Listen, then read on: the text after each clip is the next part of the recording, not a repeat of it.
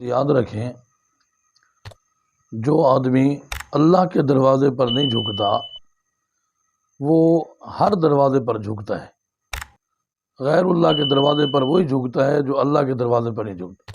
جس کو مسجد میں آنے کا ٹائم نہیں ہے وہ دنیا میں کھڑے ہو کر دنیا کی خاطر اپنا وقت برباد کر رہا ہے۔ آج آپ دیکھیں، مسجد میں کسی کو ٹائم نہیں ہے آنے کا تو باہر آٹا لینے کی خاطر 10 گھنٹے روڈ کے اوپر کھڑے ہوئے ہیں۔ جی پیسے آ رہے ہیں موبائل کے اندر، گورنمنٹ نے بھیجے ہیں، سارا دن ساری رات پیسے نکلوانے کے لیے کھڑے ہیں۔ پیسوں کی اہمیت دل میں بیٹھ گئی ہے، آٹے کی اہمیت دل میں بیٹھ گئی ہے، تو جب اللہ کے دروازے پر نہیں آئیں گے اللہ ایسے دنیا کی خاطر رسوا کرتا ہے پھر لوگوں کو۔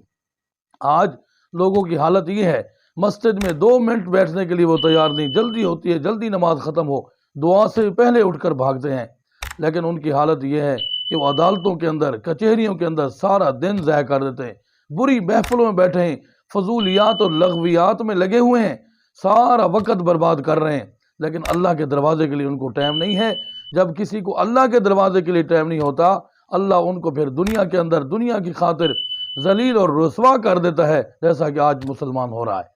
ہمیں چاہیے کہ رب کے دروازے پر رجوع کریں، اللہ کے دروازے پر بیٹھیں اور مسجد کے لیے، اللہ کے گھر کے لیے ٹائم نکالیں، تو اللہ ہمارے لیے برکات فرما دے گا، سارے مسائل حل فرما دے گا۔